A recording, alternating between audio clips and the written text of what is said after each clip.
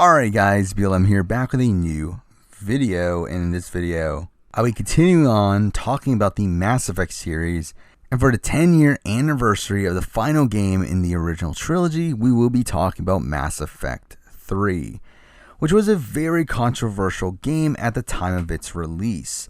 But despite that, I've personally always loved Mass Effect 3. I mean, most of that controversy does stem from people's disappointments with the ending of the game, which I never had too much of an issue with. And while it certainly could have been handled a lot better at the time, no matter what my opinions on that ending are, it wouldn't have taken away from everything that I loved from earlier in the game, where the entire game up until that final choice does feel like a perfect way to wrap up the majority of the storylines that the series has started. Do you still adore how conclusive this game feels as a part of the trilogy, to a degree that is rarely accomplished in the world of gaming? Now, like my Mass Effect 2 retrospective, I do want to start this video talking about the gameplay changes that were made between entries here.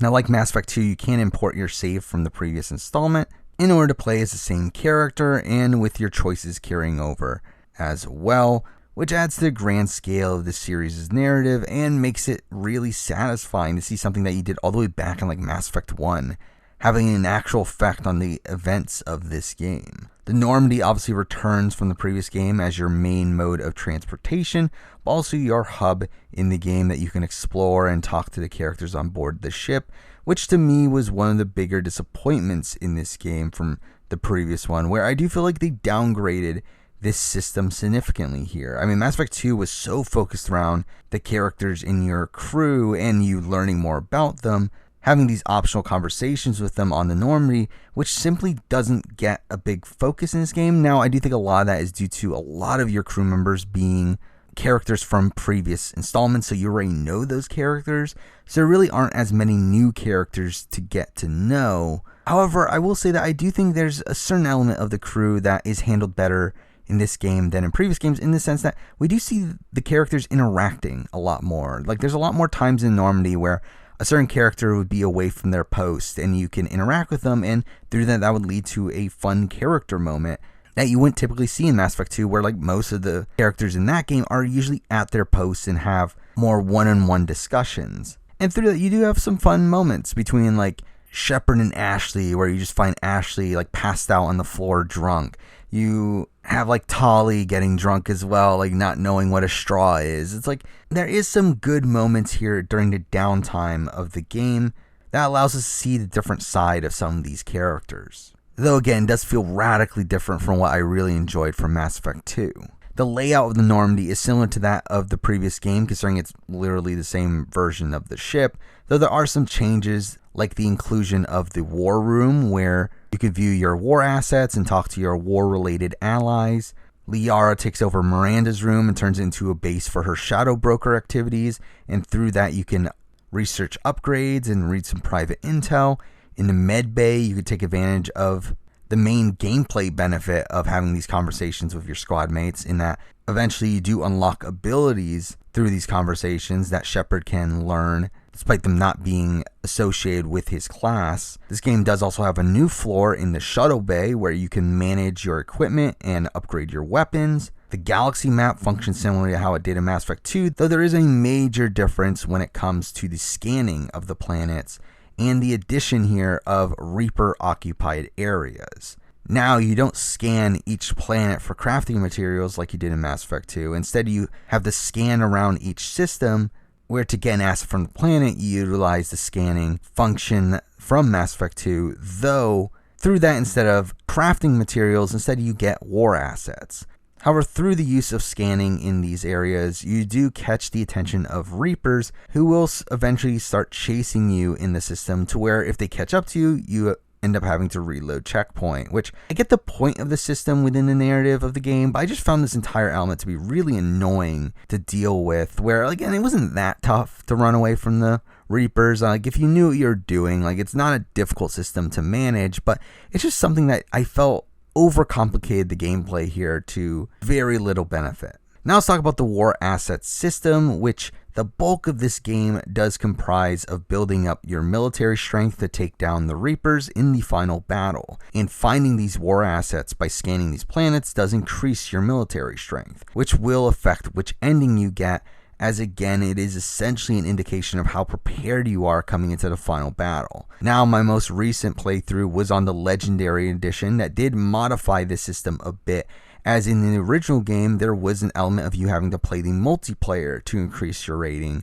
which is really annoying, and I'm really happy they got rid of that for the remaster here. And through that, I did actually end up really enjoying this system. And while it isn't anything that riveting, I did like the number of callbacks that stem from it when you're looking down your list of war assets and then you recognize things that appeared in Mass Effects 1 and 2. Now we can talk about the combat, which is by far the best in the series up to this point. I mean, it's not flawless, like there's definitely still some clunkiness, particularly with the movement and the cover system, but this game's combat does play the best of this trilogy. I mean, the base combat is still more of the same, of it being this third-person cover-based shooter where you have 2 party members that you can use the abilities of. I mean, some minor changes here are the way that health regenerates, where your base health doesn't fully regenerate, meaning you have to actually use Metagel to do so, which was something that was taken out from Mass Effect 2. The addition of rolls allows for easier dodging. This game does have a larger focus on melee combat with charged attacks that can one-hit kill weaker enemies, and for the most part, the combat just feels a lot more polished in this game than previous installments, to the point where when going back to Mass Effect 1 after playing this game, it just felt borderline unplayable in comparison. But with that, let's get on to the narrative, which through my recent replay, I've grown a lot of respect for how this game really utilizes all the setup from previous games. Like really just taking its brilliant world building to make this narrative that really feels conclusive to the series, wrapping up a lot of the conflicts that were set up back in Mass Effect 1. Now, the way that it handles the ending of these conflicts may be a bit ridiculous, but I still found this to be a really satisfying experience, especially when playing all the games back to back to back. And especially where like I took the time to obviously complete all 3 games. I did a full Paragon playthrough of all 3 games, and it really just made my investment into this series feel warranted. But now let's run through the entire story, starting off with the prologue, which starts off with Shepard being confined on Earth, with the reasoning changing depending on whether or not you played the Arrival DLC from Mass Effect 2. And since I did, the reason makes a lot more sense, as he literally blew up an entire system. But soon afterwards, the Reapers arrive, starting their invasion of the Milky Way, and through this we get a really fantastic set piece of us trying to escape alongside Anderson as Vancouver is crumbling around us, and instantly you see the increased stakes of this game with the impending war that had been set up from previous installments now finally starting. But also you get to see for the first time these really incredible set pieces that Mass Effect 3 has that I felt like were not as prominent in Mass Effect 1 especially, but even in 2.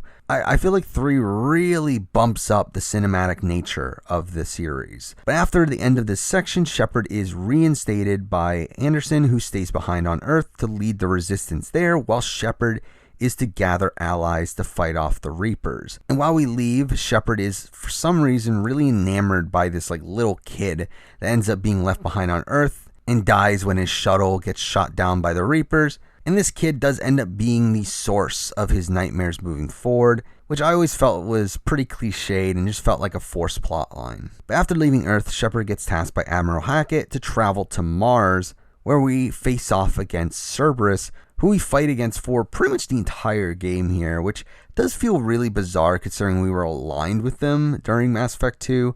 But Cerberus and the Elusive Man end up being major antagonists within this game, which I can see that being disappointing for some. I do think there was definitely a lot more enjoyment from the more grayness of Cerberus back in Mass Effect 2, but for them to just go straight out like being evil over the course of this game does feel kind of underwhelming. But during this mission, we are given 2 party members here, the first being the Vermeer survivor, which for me was Ashley, because Kaidan sucks. And you spend a lot of this mission reconciling with her distrusting you for your former allegiance to Cerberus. But the other character is a new one in James Vega, who I personally never liked as a character. Like, I don't entirely dislike him. It's just that I don't feel he gets as much development as some of these other crewmates that you would have from Mass Effect 2. Kind of just feels like a character than an actual character. And through that, I just never found him that likable. But through this mission, we do eventually meet back up with Liara, who has uncovered the schematics for a Prothean device capable of destroying the Reapers called the Crucible, which is being constructed in the background of the story moving forward. Now, a couple things to talk about here. First, I do love Liara's involvement in the story here, with this game providing a lot of great interactions between her and Shepard, and I really just ended up adoring her as a character more than I remembered by the end of this game. Also, at the end of this mission, we do have a confrontation with Dr. Eva Corey, who ends up being an android who does wound Ashley, leaving her in the hospital for the next half of the game. And I do really like how whether or not she survives is determined on how you treat her along the way, and whether or not you visit her in the hospital in between missions, and a whole bunch of other stats that are kind of just in the background, which really just shows how complex the outcomes can be within the Mass Effect series. Now afterwards, the destroyed android body ends up being used by EDI as a vessel for her, to where she's able to join our party afterwards, which I always found really bizarre, especially the fact that so much of her storyline is based around her relationship with Joker. I remember when this game came out, I was pretty disappointed that EDI ended up being one of the squad members. Again, like, one of my favorite things about Mass Effect was meeting new characters and finding stuff out about them, but for EDI just to be one of those characters, again, it just felt underwhelming to me. Now, while we're here talking about characters, I feel like we might as well talk about a couple of the new characters in Mass Effect 3, particularly the ones that don't become formal squad members, but are prominent members of the Normandy crew. First up, we have Steve Cortez, who I found to be a pretty likable figure, with us getting to know a good chunk about his background and us potentially convincing him to branch out and move on from his former lover's death. But at the end of the day, again, not a super notable figure in the grand scheme of things. We do also have Specialist Trainer, who replaces Kelly Chambers, but also plays a bigger role in the main narrative by helping out with figuring out the locations revolving around Cerberus. And I did like her as a character, though I did feel like her writing came off as really wacky at points. But after leaving Mars, we do eventually travel to the Citadel, where we try to get the support of the Council, which doesn't go through because it's the Council. But this is where we get to explore the Citadel for the first time, which is much larger than it was in Mass Effect 2, with us getting 6 different floors to navigate, each with its own set of characters that we can interact with, that end up starting possible side quests, which, I mean, most of them end up being pretty tedious fetch quests, but I still felt obligated to finish those. I did enjoy doing those. Again, they benefited the war asset system. Now, while on the Citadel, you can also meet up with your crewmates who are throughout, and like, while conversations with them are pretty minimal, it is cool to see them outside of the confines of the Normandy. You do also have the opportunity of meeting up with a bevy of characters that you've met throughout previous games, with Arya T'Loak being a pretty prominent one of those, where you can do some side quests for her in order to gain the support of her mercenary groups. But with that mentioned, I feel like I might as well talk about a few of the DLCs that unlock at this point in the game as well. The first being the Omega DLC, which does revolve around you working with Arya in order to take back Omega from Cerberus. And I did like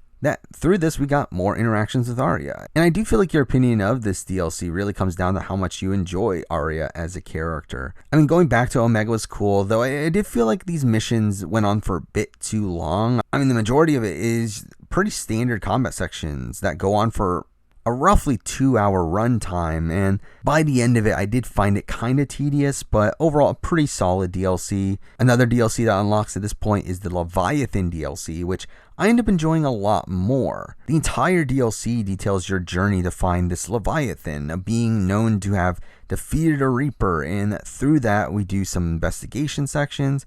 We do get some interesting sections like going on board this station where everyone is indoctrinated. We have to work with Anne Bryson to find Leviathan's location. And there's this great mysterious tone that is set up through this DLC, and it culminates in us meeting the Leviathans, finding out that they are a precursor race that created the Catalyst, and in turn the Reapers, which I actually didn't know any of this. Like, I never played the Mass Effect 3 DLCs, so to find out this pretty massive piece of lore here was pretty fun for me. The final DLC that unlocks really early on here is the From Ashes DLC, which is a pretty short one, mainly comprising of one mission that has us returning to Eden Prime, which is cool, but through that we end up unearthing a cryogenically frozen Prothean named Javik, who we have join our crew, and along the way we do get flashbacks to the final days of the Protheans. And again, this was all cool to see. I mean, Javik as a character is interesting, obviously being a Prothean that is this race that's had a lot of mystery surrounding them throughout the series.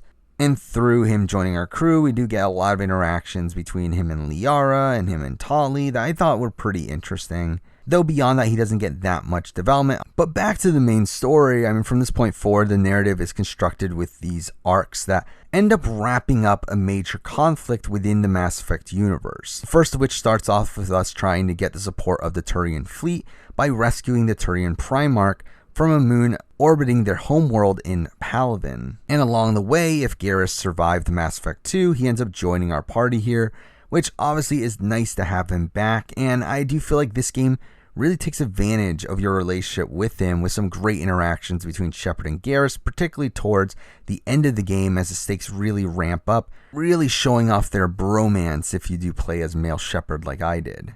We do eventually meet up with the Primarch, who tells us that he will only pledge Turian support if the Krogans go to help defend Palaven, which leads to us meeting back up with Rex, who is now the de facto leader of the Krogans. And I was surprised to see how much Rex was in this game, which was nice to see considering he is the only Mass Effect 1 crewmate to not be a main crewmate within Mass Effect 3. But here Rex decides to not end up supporting us either, unless we're able to help him cure the genophage, which again is a really cool setup, though it comes off as pretty forced in my eyes that this is all coming to a head at this particular point within the Mass Effect universe, at a point where the Reapers are out there destroying the entire galaxy. But we do first go to the Solarian homeworld, which again, it's cool that you go to a lot of the race's homeworlds over the course of this narrative as well. And really adding to the importance of the narrative of this game. But here we do meet up with Mordin as we escort Eve, a fertile female Krogan, off of the planet in order to create the cure. And once the cure is created by Mordin, we then travel to Tachanga to distribute the cure across the planet, which you do eventually get an option of whether or not to sabotage the cure. But obviously, with me going for full Paragon playthrough, I didn't end up going through with it. And along the way, we do get some really cool set pieces with this mission, including going through some underground ruins and taking down a Reaper, which, I mean, to be fair, is a pretty common occurrence in this game. But at the end of the mission, in order to successfully release the cure, Mordin has to sacrifice himself, which is a really depressing scene, but this is the first unavoidable death in this game, and it really leaves Mordin on a high note, with Mordin singing as he knows his death nears. It's really a fantastic scene for his character, and ends the first arc here, which again leads to the end of the genophage, this conflict that has existed since before humanity's involvement in the Council-related races, which again does add a level of ridiculousness to Shepard ending all of these massive intergalactic issues in the span of a few months, but that also does add to the grand scale of the game's narrative. Afterwards, we do get word that Cerberus has attacked the Citadel, with Ambassador Udina attempting a coup, and this is a pretty cool mission with us fighting all around the Citadel,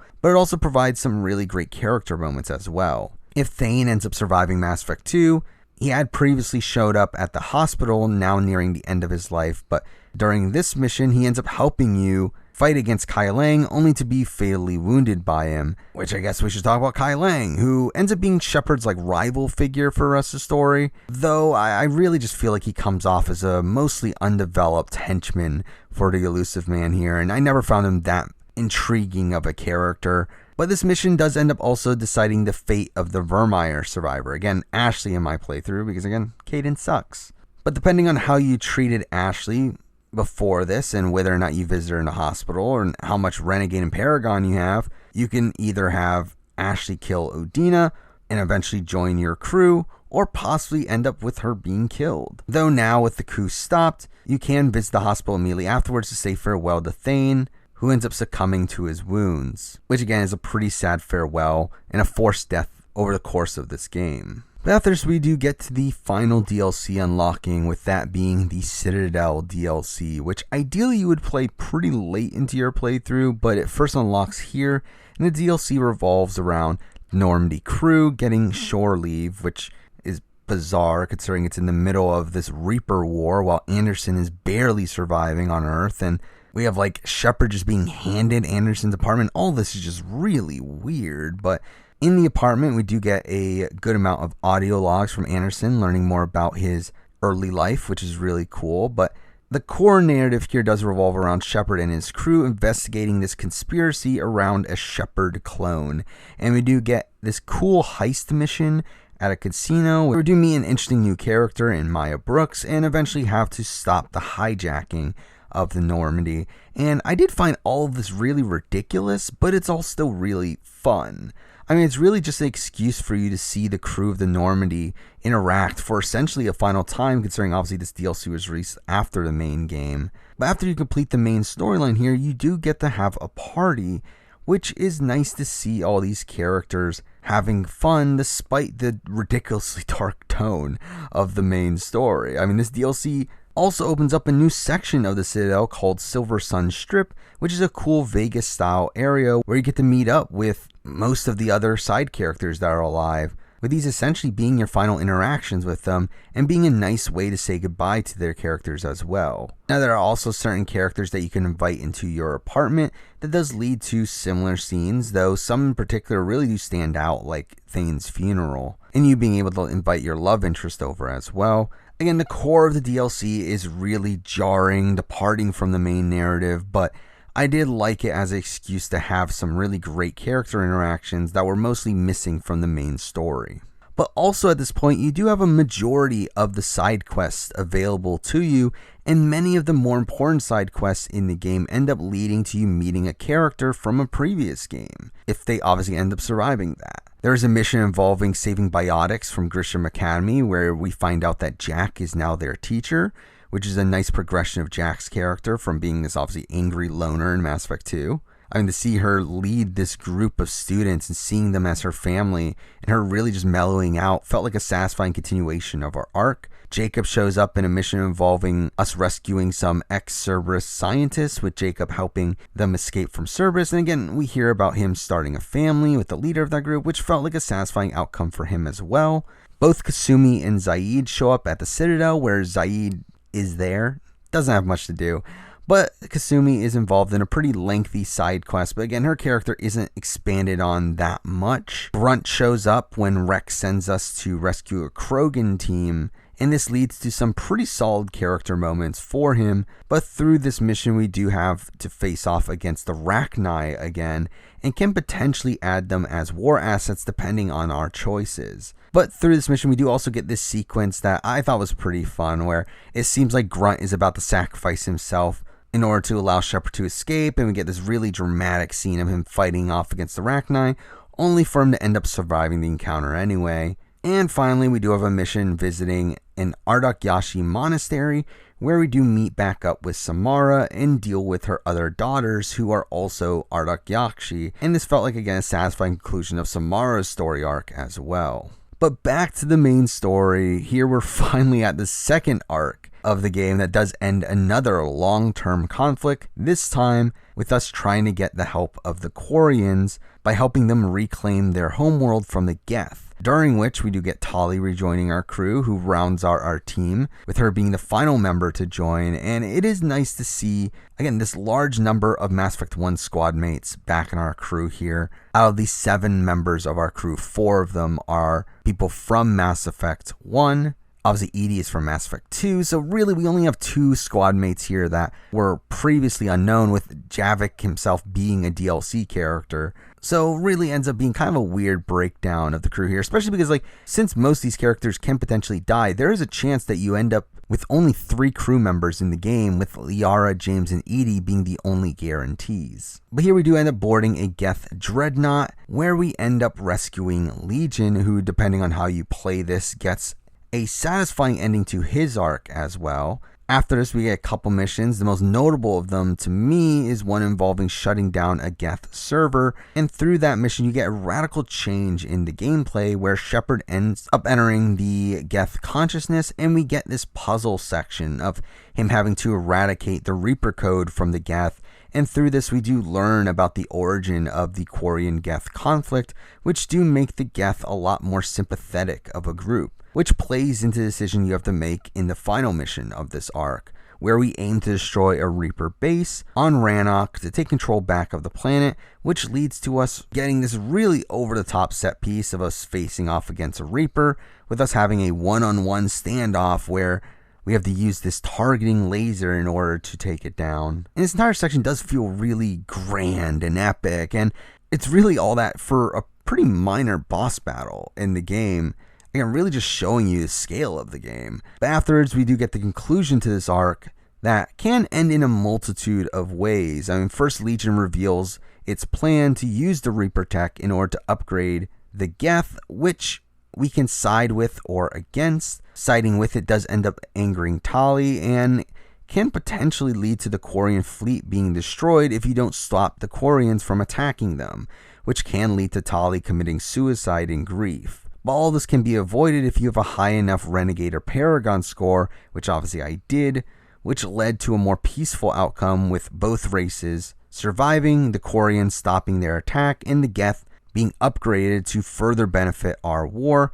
But in the process, Legion does have to sacrifice itself in order to finish these upgrades, which I don't love how abrupt this feels within the story, but it is a nice way for Legion to end up dying here. Now after this, we do have a third trip back to the Citadel where we end up talking to the Asari Counselor, where we find out about a hidden Prothean artifact on the Asari homeworld Thessia, which she believes will help us in figuring out what the catalyst is, the final component needed to complete the Crucible, leading us towards the endgame where we travel to Thessia, which has been turned into a massive battlefield with the Asari struggling against the Reapers, and we run our way through to reach a Prothean temple where we find a Prothean VI. But before getting the information that we need, Kai Lang conveniently shows up, leading us to an unwinnable boss battle with him, which leads to Lang stealing the VI and escaping with it.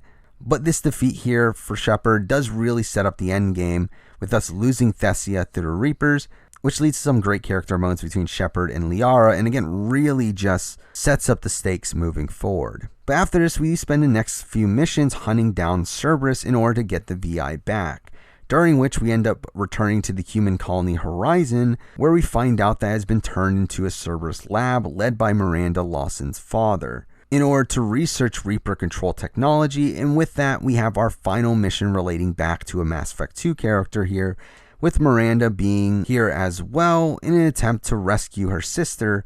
And at the end of this section, we do have a confrontation with her father, Henry, with there being a chance that Miranda possibly ends up dying, which I was able to end up rescuing her, which to do that, I was essentially forced to romance Miranda in this game once again, because from what I understand, if you romanced her in 2 and then break up with her in Mass Effect 3, she ends up dying in this game no matter what. So this did kind of force me to romance Miranda, which wasn't my plan coming into this playthrough, but Miranda ends up killing Henry here, and through that, we do end up getting a tracking device from her that ends up leading us to the Cerberus headquarters, which acts as the point of no return for the game, as we end up leading an all-out assault on the Cerberus headquarters with the Alliance backing us up. Along the way, we do get some logs that do reveal some further context on the Lazarus Project and Edie's creation, and that was pretty cool to see.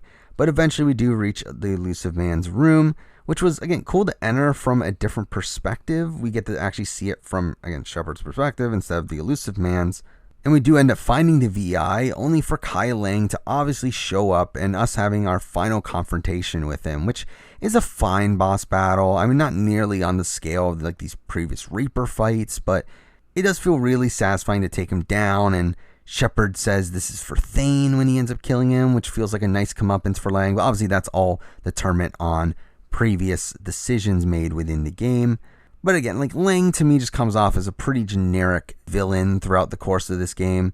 And while he is this like massive foil for Shepard here, I did find him to be an underwhelming foe at the end of the day. But with us getting the VI back, we do eventually learn that the catalyst is actually the Citadel itself, which we do learn that the Elusive Man has already warned the Reapers of this, and that the Reapers have captured the Citadel and have taken it to Earth for protection, which really sets up the dire situation at this point, with this forcing us to launch the assault on Earth, starting the final mission in the game.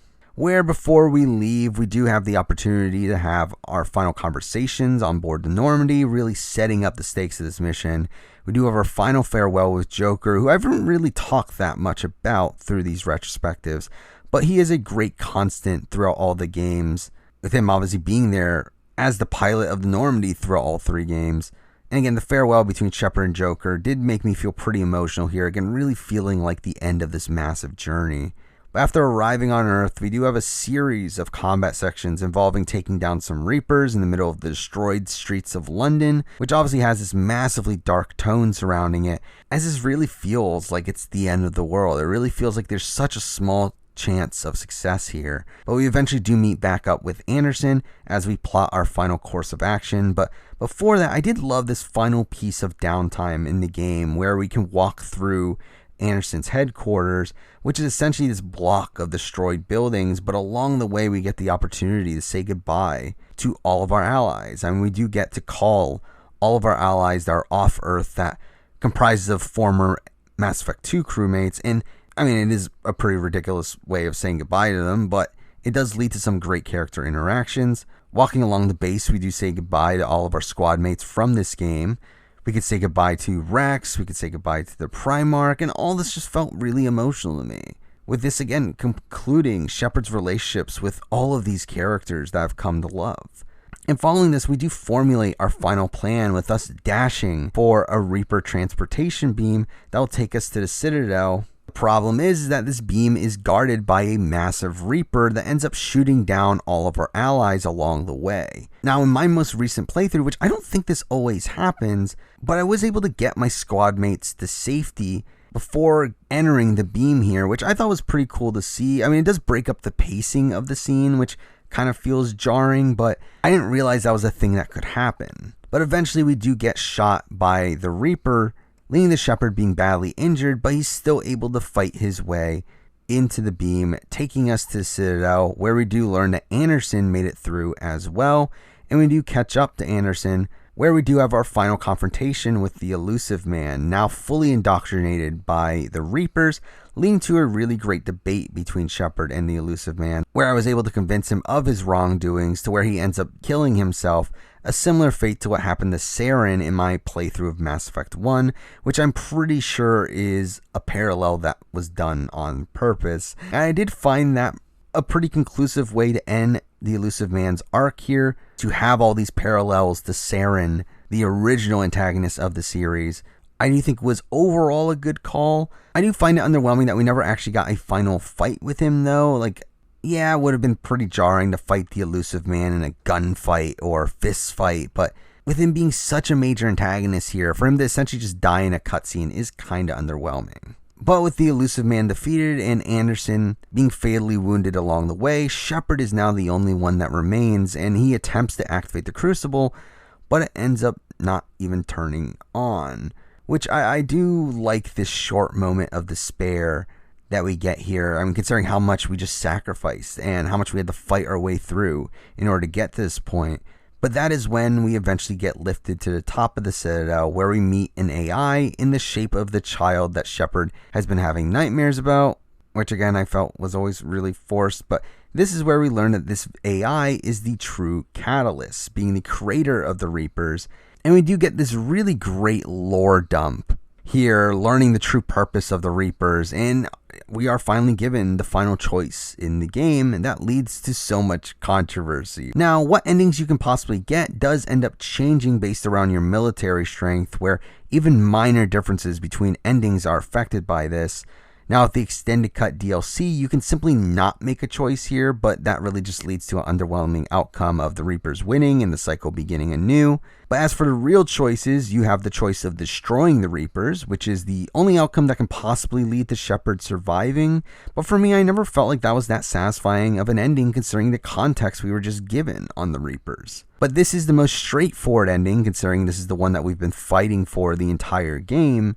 But again, one that isn't as satisfying as a later one for me. Another ending involves Shepard sacrificing himself in order to take control of the Reapers, essentially doing what the elusive man wanted to do, which for me is the worst possible ending in my eyes, as it goes against everything that Shepard was fighting for throughout the story. That leads us to the final choice, which I ended up going with on my playthrough here, and that was the synthesis ending, which is the toughest ending to unlock, and here Shepard ends up sacrificing himself in order to merge organic and synthetic DNA, which is considered the pinnacle of evolution, which to me feels like the perfect way to end this conflict that was set up back in Mass Effect 1, where the pointless battle between organics and synthetics has always been a major theme throughout the narrative, and I did like that this ending perfectly wraps that story up.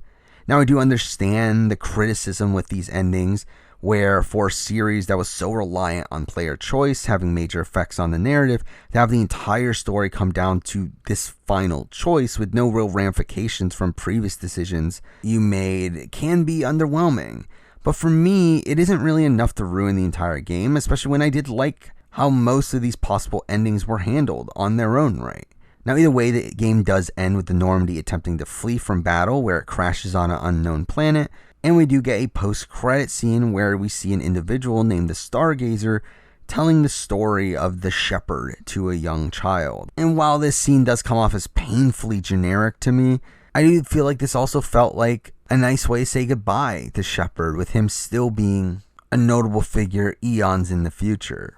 But that is essentially the end of the Mass Effect trilogy here, which, while I have minor complaints of how the ending was handled, I do for the most part really adore what this game was able to do from a narrative perspective. I think it perfectly wraps up so many storylines that have spanned through the trilogy, giving us a really satisfying send-off to all the characters that I've come to love. Now, would I have made different choices probably if I was rating the narrative? Yes, I would have. But considering that this is what we got, I don't think they did a bad job here. Really, through my entire playthrough of Mass Effect 3, I was really dreading the fact that the trilogy was nearing its end, because I was loving playing these games again so much. I really just didn't want it to end, which, considering it did take me about 2 months to play through the 3 games here, it does leave this impression on me that can only be matched by something like Persona 5 or The Witcher 3, these other massive experiences that, despite their ridiculous length, take place in worlds that really enthralled me so much that I didn't want the stories that stem from it to end. And